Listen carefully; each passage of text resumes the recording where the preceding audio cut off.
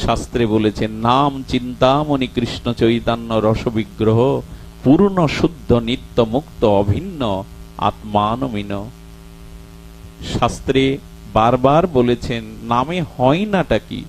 আপনাদের মনে আছে, একজন মাটি কাটা জন দেন, এটা ভক্তমাল চরিত্র দেখে নেবেন। ওই যে সারাদিন মাটি কাটেন, যেটা মজুরি হয় তাই দিয়ে আর সংসার যাত্রা নির্বাহ করেন। জমিদারের পুকুর কাটছে, তো পুকুরটা 20 হাত নিচে চলে গেছে।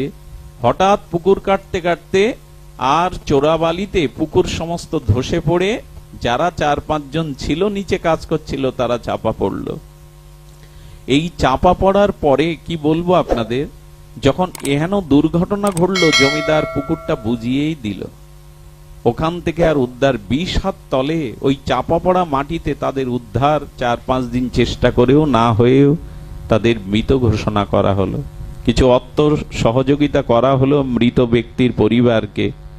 কিন্তু 1 মাস পর ওই পথচারী হয়ে একজন মহাত্মা যেতে যেতে ওই মাটি ভরার জায়গায় একটু বিশ্রামে বসেছেন। বিশ্রামে বসার সাথে সাথে দেখছেন মাটির অভ্যন্তর থেকে শব্দ ভেসে যাচ্ছে, কৃষ্ণ কৃষ্ণ কৃষ্ণ। এই শব্দ উনি কান পেতে, মাটির বুকে কান পেতে শুনলেন, স্পষ্ট নাম ধ্বনিত হচ্ছে। উনি প্রথমে জমিদারকে, গ্রামবাসীকে জানালেন নিশ্চয়ই কোনো জীবিত মানুষ এর মধ্যে আছে। বলে 1 মাস আগে 20 হাত মাটির তলে চাপা পড়ে 5-7 দিন চেষ্টার পরে যাদের উদ্ধার করেনি তারা কেউ বেঁচে নেই। কথাটা চলে গেল সরকারের কাছে। সরকারের তরফ থেকে কোনো প্রাণী জীবিত আছে কিনা বাঁচানোর জন্য নতুন করে খনন শুরু হলো। 20 হাত গর্তের তলে যা দেখা গেল তা একমাত্র নাম মহিমাই সম্ভব। দেখা গেল ওই মাটি চাপা পড়ার সাথে সাথে যিনি ওই মাটি বইতে বইতে হরে কৃষ্ণ দিব্য নাম উচ্চারণ করছিলেন, মাটি ধস পড়ার সাথে সাথে একটা গর্তের মতো জায়গায় বসে পড়লে ওপরে মাটিটা দাঁড়িয়ে যায় এবং তার মধ্যে বসে উনি এই 1 মাস নামামৃত আস্বাদন করে পান করছেন এবং ভগবান তাকে কৃপা করে ওখানে এই নাম অমৃতের দ্বারা বাঁচিয়ে রেখেছে, জীবন শক্তির দ্বারা। যদি বলেন আমি গল্প শোনাতে এতটা পথ এসেছি, নয়, এটা নাম মহিমার এক দৃষ্টান্ত। যখন তাকে বের করা হলো দেখলো ধ্যানস্থ হয়ে ভগবানের দিব্য নাম নিয়ে চলেছেন। এই 1 মাস তিনি সুরক্ষিত রয়েছেন নাম প্রভুর দায়। হয় না কি বলতে পারেন? কি হয় না নামে? আরে একজন মুসলমান শিকারী জঙ্গলে গেছেন, তিনি শিকারী গিয়ে বনশূকরের আক্রমণে পড়েছেন। আপনারা জানেন বনের শুকরগুলো, বনশুকরগুলো বাঘের থেকে প্রায় হিংস্র হয়। যখন ওকে হত্যার জন্য দাঁত বসিয়ে দিতে যাবে তখন এই শিকারী, মুসলমান শিকারী, শুকর তাদের জন্য হারাম। এই জন্য কয়েকবার উনি পদাঘাত করছেন ছাড়িয়ে নেওয়ার জন্য, আর বলছে হারাম ছাড়, হারাম ছাড়, হারাম ছাড়। এই 3 বার হারাম উচ্চারণের সাথে সাথে বুনো শুকরটি তাকে আক্রমণ থেকে রেহাই দিয়ে মাথা নিচু করে চলে গেলেন। বিস্ময় প্রকাশ করে প্রাণ ফিরে পাওয়া এই মুসলমান, তিনি পাশে একজন যোগী দেখেছিলেন, ওই জঙ্গলে বসে তপস্যা করছেন। কারণ জিজ্ঞাসা করলেন, হারাম বলাতেও ছেড়ে দিল কেন? হেসে বললেন, তুমি নিজেও জানো না, যদি কোনো দামি ঔষধ খাওয়া পড়ে, অজান্তে যদি কোনো মহা ঔষধি খাওয়া পড়ে, তবে ঔষধ জেনে খান আর না জেনে খান, ভেতরে গিয়ে ক্রিয়া করবে কিনা? অবশ্যই করবে। আগুনে জেনে হাত দেন আর না জেনে হাত দেন, আগুন তার স্বতন্ত্র কৃপা শক্তি প্রয়োগ করবেই, ক্রিয়া করবেই। তেমনি তুমি ভগবানের নাম নিয়েছো বললে হারাম আবার ভগবানের নাম হলো কি করে? বলেন হা মানে আরতি, আর রাম ভগবানেরই নাম, ওই নামই তুমি উদ্ধার পেয়েছো। হা রাম, হাটা আরতি এবং ভগবানের নাম রাম থাকায় তুমি জীবন পেয়েছো। উনি চিন্তা করলেন নাম এত মহিমা, নামের এত মহিমা। আমি বলবো নাম বর্তমান যুগে সব সম্প্রদায়েরই দেওয়া আছে, সব সম্প্রদায়েরই। আমার নামাজ শব্দটার একটা অর্থ বলতে ইচ্ছা করে, নামাজ, ওখানে দেখবেন নাম শব্দটা বলা আছে। নামাজ শব্দের উচ্চারণ যদি করেন নাম আজ, আজই নাম নাও, এখনই নাম নাও, সময় নেই, নাম নাও। সমস্ত সাধনার মূল, বিশেষ করে এই কলিযুগে, ভগবানের দিব্য নামে। নামে হয় নাকি? নামের মহিমায় মহাপ্রভু বনের ব্যাঘ্রকে, হরিণকে, সর্পকে আর নাম নেওয়ালেন। ভগবানের দিব্য নামের দ্বারা বৃক্ষলতাগুলি উদ্ধার পেল। একজন হারাম বলে অন্য সম্প্রদায়ের লোক নামের কৃপা পেল, কারণ নাম প্রভু সর্বদা কৃপা করতে আছে। কি বলবো আপনাদের, বৃন্দাবনে একবার হাল চাষ করতে গিয়ে দেখলো প্রায় 6 ফুট লম্বা একটা দেহের ভেতরের হাড়গোড় পাওয়া গেল। তার বুকের পাঁজরগুলো যখন খেতে নাঙলের দ্বারা উঠে এলো, দেখা গেল বুকের পাঁজরগুলোতে হরে কৃষ্ণ মহামন্ত্র নাম অঙ্কিত হয়ে আছে। আচ্ছা, হাড়ে নাম লিখলো কে? হাড়গুলো নিয়ে যখন বৃন্দাবনের নিষ্ঠাবান নামনিষ্ঠ মহামানবদের কাছে যাওয়া হলো, নামনিষ্ঠ সাধকদের, বলেন উনি এত নাম নিয়েছেন জীবনে, ওনার বুকের পাঁজরে ভগবানের নাম অঙ্কিত হয়ে আছে। সনাতন গোস্বামী যে বৃক্ষের তলে নাম করতেন, উনি অপ্রকাট হওয়ার পরে বৃক্ষটা মারা যায় জানেন। ওই বৃক্ষটার ছালগুলো ওপর থেকে উঠে যাওয়ার পরে দেখা যায় যে বৃক্ষের ভেতরে ভগবানের নামগুলো, হরে কৃষ্ণ নামগুলো অঙ্কিত হয়ে আছে। বৃক্ষের হলো, ব্যাঘ্রের হলো, লতা পাতার হলো, হলো না শুধু আমার। নামে রুচি সকলের হলো, হলো না শুধু আমার। প্রহ্লাদ তার নামের দ্বারা স্ফটি স্তম্ভের ভেতরেও ভগবানকে আবির্ভাব করালেন, কিন্তু আমরা জঙ্গম দেখি, পাথর দেখি, নাম দেখি না। এই জন্য অনুরোধ করব, সমস্ত কুতর্ক বাদ দিয়ে, সমস্ত তার্কিকতা বাদ দিয়ে ভগবানের নামটা একবার গ্রহণ করবার সংকল্প করুন না। নিত্য নিরন্তর নাম নেওয়ার সংকল্প করুন, নিত্য নিরন্তর। এই নামই বর্তমান যুগে একমাত্র। মহাপ্রভু বারবার বলেছেন, শিক্ষাষ্টকে তো তার এই কথাই বলায়, চেত দর্পণ মার্জনম ভব মহাদাবাগ্নি নির্বাপনম শ্রেয় কৌরব চন্দ্রিকা বিতারণাং বিদ্যা বধূ জীবনাম। উনি বলছেন নাম বিদ্যা বধূর ন্যায়, এই নাম পরম বিজয় আনবে। সদা সর্বদা চিত্তশুদ্ধি প্রেম প্রাপ্তির একমাত্র উপায় ভগবানের নাম। সারঙ্গ ঠাকুরের কথা আমরা বলেছি, মহাপ্রভুর এই বৃদ্ধ পরিকর সর্বদা এক বকুল তলায় বসে নাম নিতেন। বকুল গাছটা শুকিয়ে মারাই গেছে।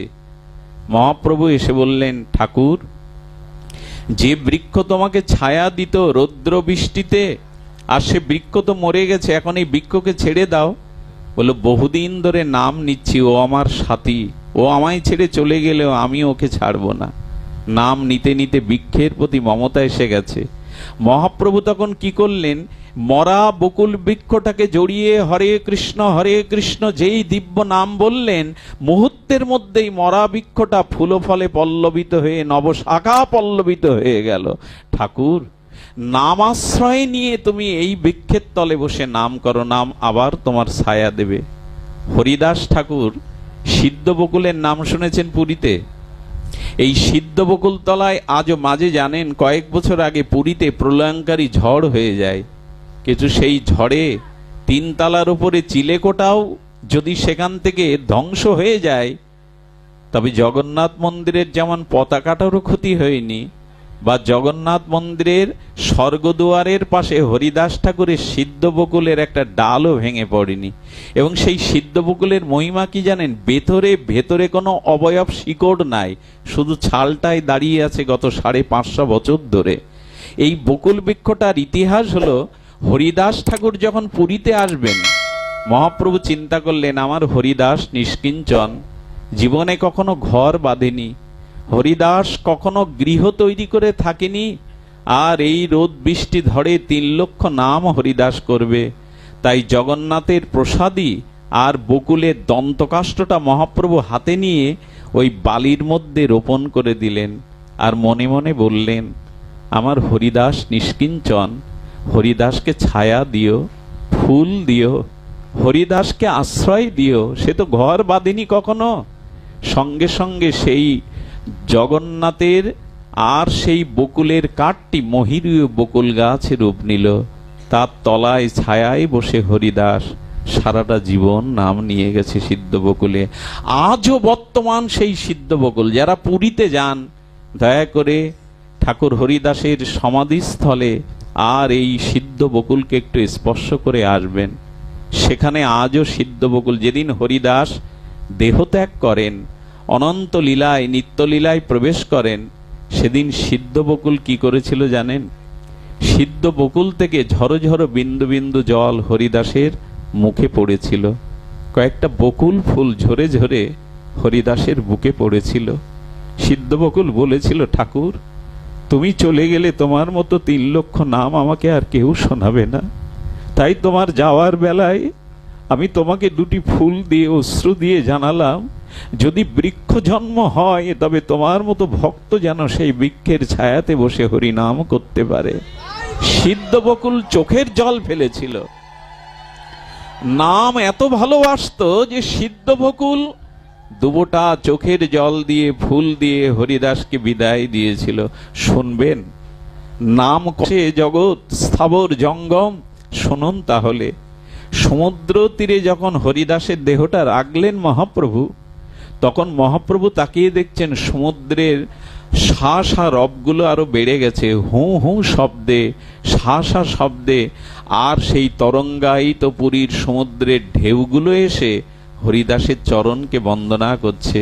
সেই শা শা রবে মহাপ্রভু দেখলেন আজ পুরীর সমুদ্রও কেঁদে কেঁদে বলছে, ঠাকুর আমার তীরে বসে তুমি যে মধুর নাম শোনাতে, আর তো কেউ এমন করে নাম ভুলবে না। সমুদ্রও কাঁদছে, সমুদ্রের তরঙ্গ হরিদাসকে স্পর্শ করছে আর বলছে, ঠাকুর কে আর নাম শোনাবে আমায় এমনি করে। এই জন্য ভগবানের নাম স্থবর। এমনকি আপনারা জানেন, ভগবানের নাম, এই নাম নিতে নিতেই তো পাষাণী অহল্যা পর্যন্ত পাষাণী থেকে মানবী হয়ে গেল। এ তো নামের কৃপায়, এ তো নাম মহিমায়। সারঙ্গ ঠাকুরকে মহাপ্রভু বলছেন, সারঙ্গ বিদ্ধ হয়েছ, তোমার আশ্রম কে দেখবে, তোমার গোপীনাথের সেবা কে করবে? একটা শিষ্য করো। নিমাই আমাকে কেন জ্বালাতন করো? শিষ্য আমি কাউকে করব না। শিষ্য করলে তাকে উদ্ধার করতে হয়, তাকে মুক্তি প্রেম ভক্তি দিতে হয়। আমি নিজের জ্বালায় জ্বলছি, তুমি আমাকে শিষ্য করতে বলো না। কিন্তু মহাপ্রভু বারবার বলছেন একজনকে শিষ্য করো। যাও নিমাই, জ্বালাতন করো না। কাল সকালে প্রভাতে যাকে দেখবো তাকে শিষ্য করব, যাও হরিনাম দিয়ে শিষ্য করব। মহাপ্রভু হাসতে হাসতে চলে গেলেন। রাত ব্রাহ্ম মুহূর্তে, বিবাহ বরি শেষে ব্রাহ্ম মুহূর্তে সারঙ্গ ঠাকুর গঙ্গায় স্তুতি করছেন। স্নান করে আসতে গিয়ে দেখলো মাজার কাছে একটা ভেলা এসে বেঁধে গেল, মশারি টানানো। সেই ভেলার মধ্যে 13 বছরের এক কিশোরের লাশ। গতকাল দুপুরে তার উপনয়ন হয়েছে, সন্ধ্যায় সর্পাঘাতে মারা গেছে, আর তাকে মধ্যরাত্রে ভেলায় করে পিতামাতা ভাসিয়ে দিয়েছে। সারঙ্গ ঠাকুর মৃত কিশোরের চোখের দিকে তাকিয়ে বললে, কি রে? মহাপ্রভুকে কথা দিলাম নিমাইকে কাল সকালে প্রভাতে যাকে দেখব হরিনাম দিয়ে শিষ্য করব, তুই তো মৃত। এখন মহাপ্রভুকে কথা দিয়েছি, নিমাইকে কথা দিয়েছি, কথা তো রাখতে হবে। তুমি মৃত হতে পারো, কিন্তু মহাপ্রভুর কৃপায় নাম তো সঞ্জীবনী সুধা, মৃতকেও জীবন দিতে পারে নাম। নাম তো মৃত সঞ্জীবনী সুধা। তবে এসো। সেই ভেলা থেকে কোলে করে নিলেন, গঙ্গায় অবগাহন করিয়ে গঙ্গার তীরে তার কর্ণে হরিনাম দিতে লাগলেন। কি বলবো আপনাদের, 500 বছর আগে ঘটে যাওয়া ঘটনা। এ কোনো কাল্পনিক নয়, এ কোনো গল্পগাথা নয়। সেই সঞ্জীবনী সুধা হরিনাম দিতে দিতে দিতে দিতে 13 বছর কিশোরটি আর জীবন ফিরে পেয়ে উঠে দাঁড়িয়ে প্রণাম করছে বাবাজি মহারাজকে। কে তুমি? বলেন, আমি গত জন্মের কথা জানি না, তবে এই জন্মে যেটুকু জানি, আপনিই আমার জীবনদাতা, আপনিই আমার সব। কথাটা ছড়িয়ে পড়লো, কথাটা চারিদিকে ছড়িয়ে পড়লো। তার পিতামাতা এলো, খোকা ঘরে ফিরে চল। পিতামাতার দিকে তাকিয়ে বলছেন, কে তোমরা? আমি তো তোমাদের চিনি না। কি বলছিস খোকা? গতকালই তো তোর উপনয়ন হলো, তোর উপবিত হলো, সর্প কেটেছিল, তোকে ভাসিয়ে দিয়েছিলাম। বাবা মার কথা মনে নেই? কালকের কথা মনে নেই? সারঙ্গ ঠাকুরের দিকে হাত জোড় করে তখন বলছেন, ওদের বলে দিন যদি কোনো জন্মে ওরা বাবা মা থেকে থাকে তবে এ জন্মে না, অন্য কোনো জন্মেই ওরা আমার বাবা মা ছিল। কে তোমার বাবা মা খোকা? বললো, হরিনামই আমার মা, হরিনামই আমার জন্মদাতা, হরিনামই আমার পিতা, আমি হরিনামের দ্বারাই জীবন পেয়েছি। ওদের বলে দিন নামই আমার পিতামাতা, তাই নামই আমার একমাত্র আশ্রয়। এই ছেলেটা জীবনে অনেক বড় হয়েছিল নামের দ্বারা, তিনি জীবনে অনেক অনেক দূর এগিয়েছিলেন। এই দক্ষিণেশ্বরের ঘটনা, দক্ষিণেশ্বরের ওই এলাকায় আজও পরমপুরুষ রামকৃষ্ণ তাদের কাছে তাদের একান্ত ভগবান। সব সুখ দুঃখ তারা ঠাকুরকে জানাতো। এক বিধবার ছেলে সর্পঘেটে মারা গেছে, শিশু ছেলে, বিধবার এ জগতে আর কেউ নেই, একমাত্র আশ্রয় অবলম্বন। বিধবা তার সন্তানকে রামকৃষ্ণ দেবের চরণে এসে বলছে, ঠাকুর বাঁচিয়ে দাও, এইটুকু অবলম্বন ছাড়া এই জগতে আমার কেহ নেই, আমি বিধবা, আমি জনম দুঃখিনী, এই সন্তানই আমার একমাত্র অবলম্বন, বাঁচিয়ে দাও। ঠাকুর শিশু সুলভ ভঙ্গিমায় কথা বলতেন জানেন, সেই মর্মস্পর্শী বড় কথা। আমি কি করব রে, ভবমায়ার চক্রে সবাই তো মৃত্যুকে সাথে নিয়ে, আমি কি করব?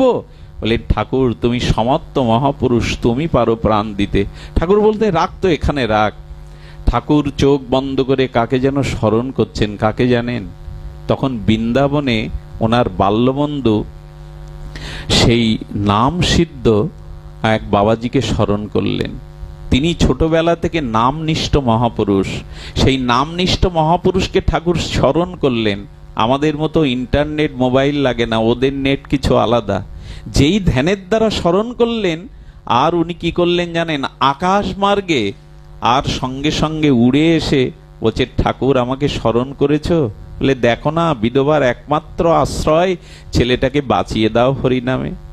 ক্ষিতীশচন্দ্র তার জীবনে পড়েছি, তিনি বললেন, ঠাকুর এটা তো আপনি পারেন। বলে, আমি পারি বটে, তবে এ কাজটা তোমার, তুমি সর্বদা নাম নিয়ে আছো, তুমি ওকে দেখো তো, নাম তো সঞ্জীবনী সুধা, নামে মৃত জীবন পাই, বলো একটু নাম বলো। ঘিরে ঘিরে নাম করতে লাগলেন। ভগবানের নাম, দিব্য নাম উচ্চারণ করতে করতে কয়েকবারের মধ্যে সেই নামনিষ্ঠ মহাপুরুষের দিব্য নাম সঞ্জীবনী সুধায় সেই বিধবার ছেলে মা মা বলে আবার কেঁদে উঠল, আবার ফিরে পেল। এই হলো নাম, এই হলো নাম। আমরা যে নাম নিচ্ছি, আমি জানি না কিভাবে আমরা নিচ্ছি, কিন্তু প্রকৃত নামের মহিমা এই। শুনবেন, বহুবার শুনেছেন, তবু বলি, যাদব আচার্যের স্ত্রী শিশু সন্তান কোলে নিয়ে আর সবজি আমানি করছেন। সেই লাউ সবজি আমানি করছেন যে মহাপ্রভুর ভোগ রান্না করে সেবা দেবেন। মহাপ্রভুর কীর্তন হচ্ছে নবদ্বীপের রাজপথে, তখন পথ সংকীর্তন, নগর সংকীর্তন, জাতীয় সংকীর্তনে মহাপ্রভু সারা নবদ্বীপে নাম বিতরণ করছেন। সেই নাম কর্ণে আসার সাথে সাথে কি ঘটল জানেন? আর যাদবাচার্য দৌড়ে মহাপ্রভুর নামে যোগদান করলো। যাদবাচার্যের স্ত্রী সেই বাচ্চাটাকে কোল থেকে নামিয়ে স্বভাববশত তরকারি আমানি করছিলেন। আমানি হলো ব্রজ ভাষা, তরকারি প্রস্তুত করাকে বলে আমানি করা। ওই তরকারি প্রস্তুত করতে করতে স্বভাববশত যেই মহাপ্রভুর নাম একবার কানে প্রবেশ করেছে, আর এ জগতে নাই। এরই বলে নাম। নাম কর্ণ দিয়ে হৃদয়ে গেছে, তো এ জগতে আর সে বাহ্যিক সমস্ত চেতনা সে হারিয়ে ফেলেছে, ওই নামেই ডুবে আছে। অভ্যাসবশত মায়েরা তরকারি আমানি করছে। কি বলবো আপনাদের, সেই তরকারি রেখে নিজের 6 মাসের শিশু সন্তানকে হাতে নিয়ে নিল। আচ্ছা, সন্তানটা যখন বটিতে কাটতে যায়, নিশ্চয়ই সন্তান চিৎকার করেছিল। কি বলবো আপনাদের, সন্তানটাই মা খান খান করে ধারালো বটিতে কেটে ফেললো। আচ্ছা, কাটবার সময় তো সন্তান ক্রন্দন করেছিল, মৃত্যুর মর্মোদ্বাদ যাতনায় কেঁদেছিল। কাঁদলে কি হবে, সে যে এই জগতে নেই। ওই এক মহাপ্রভুর নামে সে জগৎ ভুলে গেছে, বাহ্যিক তার কোনো সাড়াই নেই। ভগবানের নাম একবার কনে যাওয়ায় নামে এত মোহিত হয়ে গেছেন, বাহ্যিক চেতনা, দেহ চেতনা নাই। সন্তান কেটে কি করেছে জানেন? খণ্ডগুলোকে হাড়িতে জাল দিতে শুরু করেছে। আচ্ছা, একটা প্রশ্ন করি আপনাদের, মৃত ব্যক্তিকে জ্বালালে একটা দুর্গন্ধ আসে না? চিতাতে লাশ পোড়ালে একটা দুর্গন্ধ আসে না, সে গন্ধটা আসেনি। বলে আসলে কি হবে, সে তো এ জগতে আর নাই। নাম নিতে নিতে এ জগতে তার বাহ্যিক জ্ঞান নাই। যখন এমনি করে হাড়িতে জাল দিচ্ছে সন্তানকে, তার বাহ্যিক অভ্যাসবশত মায়েরা অনেক কাজ করে নেয়। অভ্যাসবশত করতে করতে সংকীর্তন বিশ্রাম দিয়ে যাদবাচার্য যখন ফিরে এসেছে, এসে দেখছে তার একমাত্র সন্তানের ছোট ছোট অংশগুলো, আঙুলগুলো পড়ে আছে, রক্তাক্ত দেহ, আর বাকি অংশটুকু হাড়িতে জাল দিচ্ছে। স্ত্রীর দিকে তাকিয়ে দেখে কোন জগতে হারিয়ে গেছে, এ জগতে আর নাই। উনি বুঝলেন নাম ওকে এ জগতে রাখিনি, নাম ওকে টেনে নিয়ে গেছে অন্য জগতে। উনি বুঝতে পেরে স্ত্রীকে প্রথমে ধাক্কা দিয়ে ফেলে দিলেন। ধাক্কা দিয়ে মাটিতে পড়ে যাওয়ার পরে চেতনা ফিরে বলছে, আমার খোকা কই? আমার খোকা তো আমার কাছেই ছিল, বলো আমার খোকা কই? বললো, ডাইনি, পাষাণী, রাক্ষসী খোকাকে কেটে খাবে বলে জাল দিচ্ছ, ওই দেখো উনানের ওপরে তোমার খোকার লাট জ্বলছে। বলতে পারেন মা যদি নিজে হাতে এই কাজ করে, হাড়িটা নামিয়ে বারবার কাঁদছে, ওগো আমি এ কাজ করিনি, আমার দ্বারা, কোনো মায়ের দ্বারা এ কাজ হতে পারে না। আরে তুমিই তো কেটে তাকে খাবে বলে রাক্ষসী পাষাণী তাকে জাল দিচ্ছ। সঙ্গে সঙ্গে স্বামীর দুটো হাত ধরে চোখের জলে বলছে, আমি বিচার চাই। সন্তান হত্যা করে কার কাছে বিচার চাও? বিচার চাই মহাপ্রভুর কাছে। কেন এমন নাম করে যে নাম মায়ের কানে এলে মা সন্তানকে কেটে ফেলে, তবু মায়ের সাড়া থাকে না? আমি বিচার চাই, কেন নিমাই এমন নাম করে? আমি তো নিজে কিছু করিনি জানো, আমি হারিয়ে গেছিলাম, আমার দেহাবেশ ছিল না। চলো আমরা বিচার চাই। কি বলবো আপনাদের, হাড়িটা মাথায় নিয়েছে যাদবাচার্য। আর ঠিক সেই মুহূর্তে নিতাই চাঁদ, অবধূত অবধূত নিত্যানন্দ ঠাকুর হরিনাম করতে করতে সপরিকর নিয়ে আসছেন। ঠাকুরের সামনে গিয়ে হাড়িটা নামিয়ে যাদবাচার্য বলছে, ঠাকুর আর নাম নিতে হবে না। প্রভু নামে জীবন দেয় না, নামে জীবন কেড়ে নেয়। নামে জীবন কেড়ে নেয়, এই তাহার প্রমাণ। নিত্যানন্দ প্রভু প্রথমে বুঝতে পারছিলেন না। হাড়ির দিকে তাকিয়ে দেখে জ্বলন্ত পোড়া শিশু। কি হয়েছে যাদব, বলো আমাকে, বলো আমাকে। বললেন, নাম নিতে নিতে আজ এই কাজ হয়েছে। নাম জীবন দেয় না প্রভু, নাম জীবন কেড়ে নেয়। হাড়িটাকে নিয়ে নিত্যানন্দ প্রভু মাঝখানে রাখলেন, রেখে ভক্তদের বললেন, একটু বেড়ি কীর্তন করো তো, সকলে মিলে একটু সংকীর্তন করো তো। বেশি দিন আগের ঘটনা নয়, 500-550 বছর পৃথিবীর ইতিহাসে এমন কিছু বেশি দিন নয়। নিত্যানন্দ প্রভু নাম নিচ্ছেন, আর নাম নিতে নিতে নাম নিতে নিতে নাম নিতে নিতে কি হলো জানেন? সেই হাড়ির মধ্য থেকে অখণ্ড শিশু কৃষ্ণ কৃষ্ণ বলে কেঁদে উঠল, কৃষ্ণ কৃষ্ণ কেঁদে উঠল। সেই জীবন্ত শিশুকে নিত্যানন্দ প্রভু কোলে নিয়ে বললেন, মা, মারে, নামের কৃপায় ওকে ফিরে পেয়েছিস, আজ থেকে আমি ওর নাম করলাম কৃপাচার্য।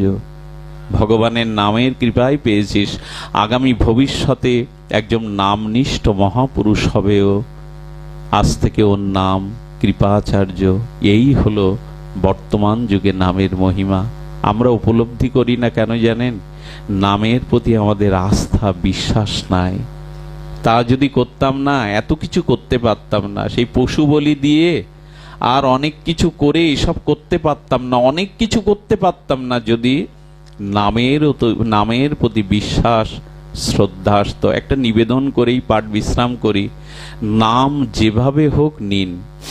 একটা জিনিস বলি, যাদের জব করতে ঘুম পায়, যারা জব করতে অলসতা আছে, তারা একটা খাতা কিনবেন তো, একটা অনুরোধ করি, আর কলম দিয়ে সেই খাতা ভর্তি 1 পৃষ্ঠা করে নাম লিখুন।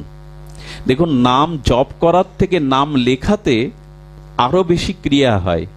ক্রিয়া হয় এই জন্য, নাম যখন লিখতে যাবেন তখন ভেতরে শব্দটা উচ্চারণ হবে না, কৃষ্ণ নাম উচ্চারণ হচ্ছে, আর নাম দর্শন হচ্ছে। লিখলে নামটা চোখে দর্শন হচ্ছে।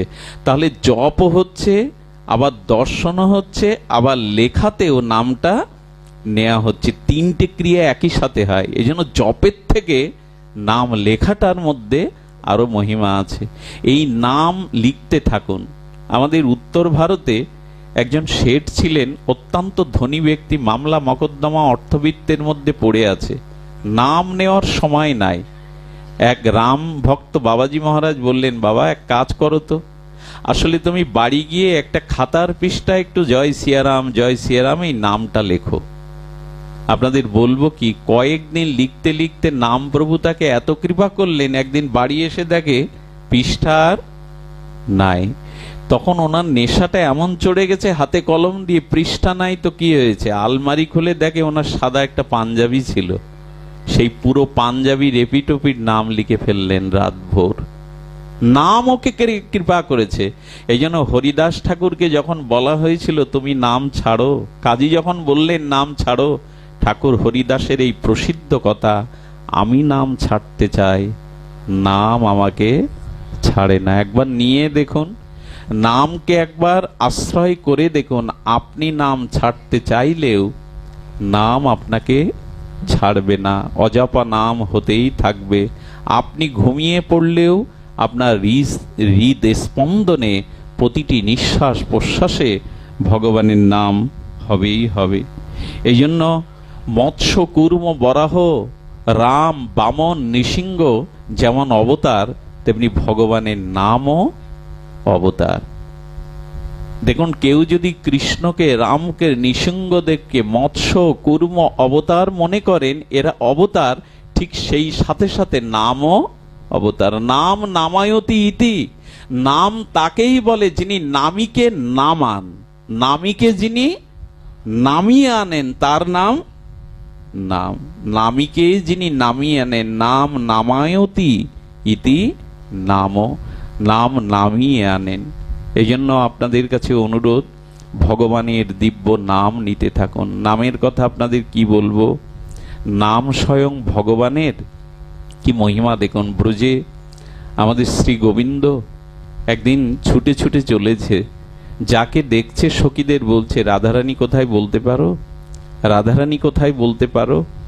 ললিতা বিশাখা সখী সঙ্গে প্রেমময়ী করুণাময়ী রাধারানী আসছিলেন। নিকুঞ্জ কাননের কাছে আসার সাথে সাথে ললিতা বিশাখা আর রাধারানীকে একটু আড়ালে রেখে বলছে, রায় প্রেমময়ী প্রাণেশ্বরী, তুমি একটু এই কুঞ্জের মধ্যে লুকিয়ে থাকো তো, আমরা শ্যামসুন্দরকে নিয়ে একটু আনন্দ করি। শুনছেন তো মন দিয়ে? হ্যাঁ, রাধারানীর এই ভগবান শ্রীকৃষ্ণ নামের, ভগবানও তো তার নামের কি মহিমা নিজে কিভাবে আস্বাদন করেছেন দেখুন। ললিতাকে দেখেই কৃষ্ণ বলছেন, ঘনশ্যাম বলছেন, আমাদের শ্যামসুন্দর মদনমোহন বলছে, ললিতা প্রিয়াজি আসেনি। ললিতা তখন একটু বুদ্ধি করে বলছেন, জটিলা কুটিলা প্রিয়াজিকে আজ আসতে দেয়নি। শোনো শ্যাম, আজকে জটিলা কুটিলার বাধায় আমাদের প্রিয়াজি বনে আসতে হবে। কৃষ্ণ তখন বলছেন, তুমি মিথ্যা বলছো, কারণ তোমাদের গায়ে আমি প্রিয়াজির অঙ্গগন্ধ পাচ্ছি। তার মানে রাধারানীর দিব্য গন্ধ তার সখীদের বসনে, আর সেই দিব্য গন্ধ পেয়ে গোবিন্দ বলছেন, প্রিয়াজি এসেছে, না হলে তার দিব্য গন্ধ তোমাদের শরীর থেকে, অঙ্গ থেকে কেন বাহির হচ্ছে। তখন বললেন, দেখো আমরা রাধারানীর সাথে সর্বদা থাকি, তার বসন আমাদের গায়ে লেগে যায়, তার বসনের প্রসাদী গন্ধে হয়তো আমাদের গায়েও তার গন্ধ আছে, আসলে সে আসেনি। শ্যাম তখন বিরস বদনে হাত জোর করে বলছে, বলতে পারো রাধারানীকে কিভাবে পাওয়া যায়, প্রেমময়ীকে কিভাবে পাওয়া যায়। স্বয়ং গোবিন্দও ব্যাকুল হয়েছে, রাধারানীকে কিভাবে পাওয়া যায়। ললিতা বললেন, রাধারানীকে পাওয়ার একটাই উপায়, তার নাম জপ করো, তার নাম সংকীর্তন করো। স্বয়ং ভগবানকেও আজ রাধারানীকে, প্রেমময়ীকে, রাসেশ্বরীকে পাওয়ার জন্য ভগবান আজ জপ করতে বসেছেন। যতবার জপ করেন মনে মনে বলছে, কই এলো না তো, কই এলো না তো। কিছুক্ষণ পর চোখ খুলে বলছে, ললিতা বিশাখা কই, রায়ের নাম তো প্রাণ ভরে নিচ্ছি, রায় তো দেখা দিল না, রায় তো এলো না। গোবিন্দ নিজে আর কুঞ্জ মন্দিরের দুয়ারে নিজে রাধা রাধা রাধা রাধা বলে জপ করছেন। ললিতা বলছে, দেখো নামে অপরাধ থাকলে নামে আসতে বিলম্ব করে, গোবিন্দকে বলছেন তোমার নিশ্চয়ই কোনো অপরাধ আছে, তবে এক কাজ করো, তুমি একা কীর্তন না করে আমাদের সাথে নাও তো, আমাদের সাথে নিয়ে এসো, একসাথে সংকীর্তন করি। যেই একসাথে সংকীর্তন করলেন, সঙ্গে সঙ্গে রাধারানী আর দূরে থাকতে পারলেন না। সখীগণ রাধারানীকে নিয়েই আর গোবিন্দের সম্মুখে উপস্থিত হলেন। গোবিন্দ জগৎকে দেখালেন, ললিতা বিশাখাও দেখালেন, প্রেম পেতে গেলে, প্রেমময়ী পেতে গেলে একমাত্র নাম আশ্রয় করো। নামের দ্বারাই রাধারানীকে স্বয়ং গোবিন্দও পেলেন। নাম আশ্রয় করো। নাম আশ্রয়ে রাধারানীও তাকে আর করুণা করলেন। নামের দ্বারা ভগবানকে কি করা যায়? ভগবান ভক্তের কাছে, নামের কাছে বিক্রি হয়ে যায়। আর কি বলা যায়? এরপরে আর কোনো কথা থাকে না যে নাম স্বয়ং নামই নামের কাছে নিজেকে বিক্রি করে দেন।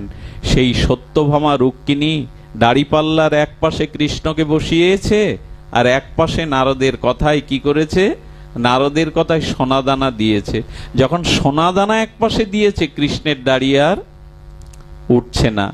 তো তখন নারদ বলছে, দেখো সোনাদানা দিয়ে কৃষ্ণকে কিনতে চেয়েছো, পারলে না তো। রুক্মিণী সত্যভামা যখন কাঁদছেন, তখন নারদ বলছেন, সোনা সরিয়ে দাও, ঐশ্বর্য সরিয়ে দাও। ঐশ্বর্য সোনা সরিয়ে দিয়ে চোখের জলে তুলসী পাতায় কৃষ্ণ নাম লিখে এপাশে দাও। যেই কৃষ্ণ নাম তুলসী পাতায় লিখে দেয়া হলো, কৃষ্ণের দাড়ি উপরে উঠে গেল। কৃষ্ণ বিক্রি হয়ে গেলেন একমাত্র নামের কাছে। ভগবান দেখালেন, আজও নামের কাছে আমি নিজেকে বিক্রি করে দেই। নাম যেখানে, নামই সেখানে। ভগবান বরঞ্চ এই বলেছিলেন, আমার নাম আমার প্রভু, আর আমি নামের দাস। যেখানে নাম হয় আমি তার পিছু পিছু চলে যাই। আগে চলে তো প্রভু, পিছে চলে দাস। আজও যেখানে নাম হয় সেই নামের পিছু পিছু গোবিন্দই চলেন। আমি এই এলাকা সম্পর্কে জানি না। আমাদের অশোক দা, চামেলি মাতা, আমাদের যে গোপালগঞ্জের ভক্তরা, মুকসেদপুরের ভক্তরা বলেছেন। তবে এখানে যতটুকু জানি, এখানে এই সরল পল্লী গ্রামে আপনাদের এত তাপদহের মধ্যে হরিকথায় এই মাদিস জীবাধমের সামান্য নরক নর্দমার কীট, অজ্ঞ অথম অশাস্ত্রীয়, আপনারা যে নাম মহিমা এতক্ষণ ধরে বসে শুনবেন, এটাও অভূতপূর্ব। এটা আপনাদের নামের প্রতি, এটা আপনাদের হরিকথার প্রতি তীব্র লালসা, সহজাত স্বীকৃতি না হলে এটা হয় না। তবে এইটুকু বলবো, মৃত্যুর পরে যতই হরিবোল বলি, যতই বলহরি বলি, যতই রাম নাম সত্য বলি, সেদিন আর বলা হয়ে উঠবে না। তাই যদি পান সময়, নাম এখনই, এই মুহূর্ত থেকেই নাম নিতে শুরু করুন। আমার মনে পড়ে একবার আমাদের হরিচাঁদ ঠাকুরের একটা লীলা আমার স্মরণে এলো, কেন জানি না। ওনার এক ভক্ত ঢাকায় কবিগান করতে গিয়েছিলেন। কবিগান করে আসার পথে দেখে একটা ময়না পাখি না ওখানে হরিবোল হরিবোল বলছে। বললেন, প্রভুর জন্য যদি ময়নাটা নিয়ে যায়, প্রভু যদি ওড়াখান দিতে বসে এই নাম শোনেন, তার বড় শ্রুতিমধুর হবে। পাখিটাকে নিয়ে এলেন, আর এসে গ্রামে খাঁচা নেই, তাই পাখিটাকে এনে তার বোনকে বলছে, ছোট বোনটাকে, বোন রে, পাখিটাকে একটা পাত্রের মধ্যে রেখে দিত। সেই অবুঝ বোনটা কি করেছে জানেন? হাড়ির মধ্যে রেখে ওপরে সরা দিয়ে বসেছে। সরা দিয়ে বসলে পাখি বাজবে তো। সকালে উঠে ভাই বোন মিলে যখন সেই পাখিটাকে ওড়াখান দিতে নিয়ে আসবে ঠাকুরের কাছে, তখন সেই পাখিটি ওখানে মরেই পড়ে আছে। আর বুকে জড়িয়ে ধরে ভাইয়ের কি কান্না। বোন আর ভাই মিলে কাঁদছে আর বলছে, চল না ঠাকুরের কাছে নিয়ে যায়, তার জন্যই তো এনেছিলাম। ঠাকুর ওড়াখান দিতে আছেন, যখন পাখিটা সামনে বৃত্তান্ত বললেন, ঠাকুর বললেন, ওকে সামনে রাখতো। ঠাকুর ওর দিকে তাকিয়ে হরিবোল নাম নিতে থাকলেন। বারবার নাম ধ্বনি করতে করতে কি বলবো, মরা ময়না বেঁচে উঠে হরিবোল হরিবোল বলতে লাগলো। কে বলে, কে বলে নামে জীবন দেয় না? নাম আজও ক্রিয়াশীল হয়। নাম আজও ক্রিয়াশীল হয়। যেখানে যেখানে ভগবানের দিব্য নাম, সেখানে সমস্ত তীর্থ, সমস্ত মঙ্গল এসে উপস্থিত হয়।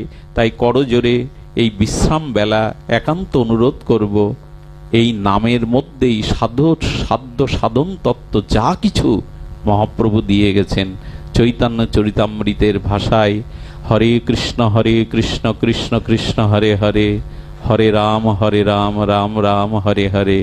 প্রভু কহে কহিলাম এই মহামন্ত্র, ইহা গিয়া জপসভা করিয়া নির্বান্দ, ইহা হইতে সর্বসিদ্ধি হইবে সবার, সর্বক্ষণ বলইতে বিধি নাহি আর।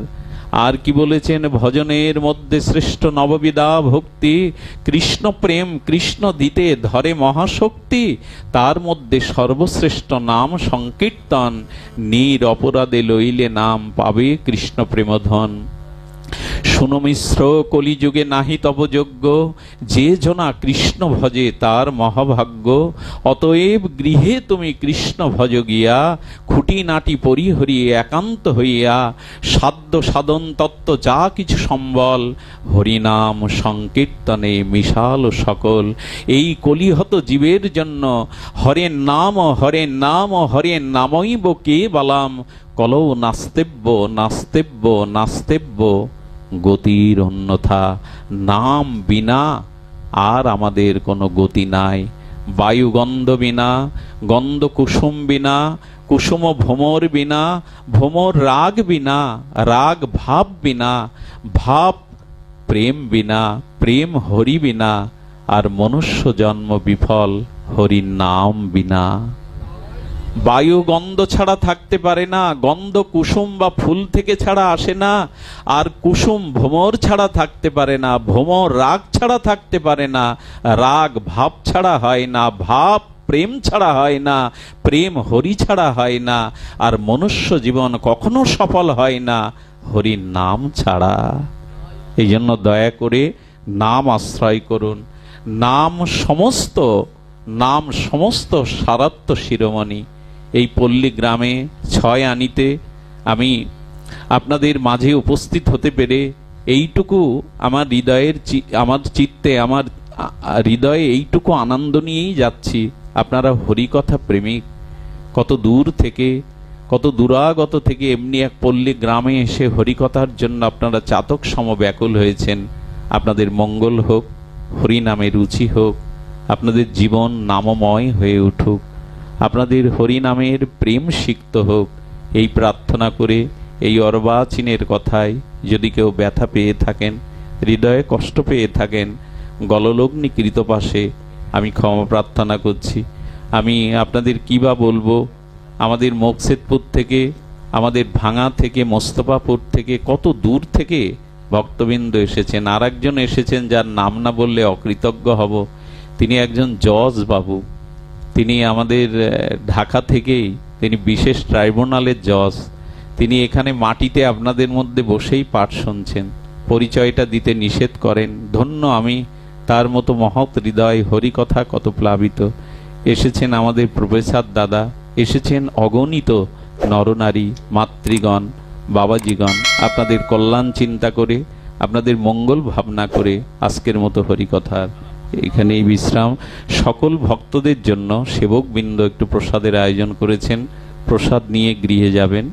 জয় হোক আজকের অনুষ্ঠানের, জয় হোক গ্রামবাসীর, জয় হোক সকল সম্প্রদায়ের, জয় হোক সকল মানুষের, জয় হোক সকল ভক্তবৃন্দের, জয়।